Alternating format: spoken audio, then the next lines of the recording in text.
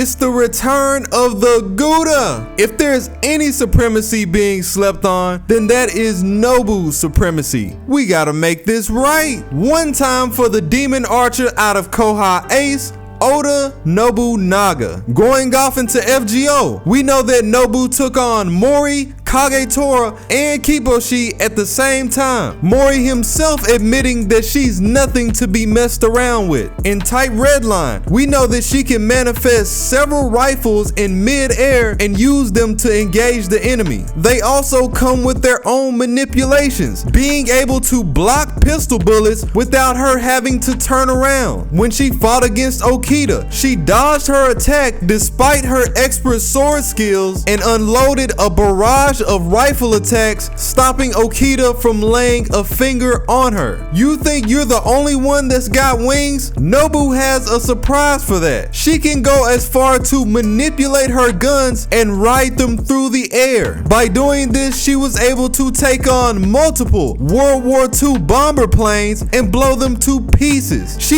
even used a variation of telekinesis to send one of her guns through the window and hit one of the pilots in the heart. Just raw dogged them. Her reflexes are on point. In the Imperial capital, she managed to sidestep a surprise attack from Okita. She was able to sidestep a bullet from Nobukatsu without any warning at all. In a fight against her alternate self, how meta is this? Looking at her Avenger form, she was able to catch a bullet with her sword at point blank. As we saw with Okita Alter, she can channel her energy into a weapon as she pleases to reinforce its power. In Fake Koha Ace, she took a vicious mauling from Oryu while she was in her dragon form on top of that, then turned around and blew a hole straight through Oryu's chest. Who's got the juice now? In Tight Redline, when one of the officers failed to attack Nobu, she blew his face in. No, literally, she blew this man's shit clean off. This is not Gouda. Nobu is not here to joke around with you. She took on a mass number of the Fuhrer's heroic spirit soldiers and destroyed them by herself, each one being enough to carry some heavy power. Her Noble Phantasm 3-line formation allows her to summon up to 3,000 rifles at one time. Let's see how you deal with this one.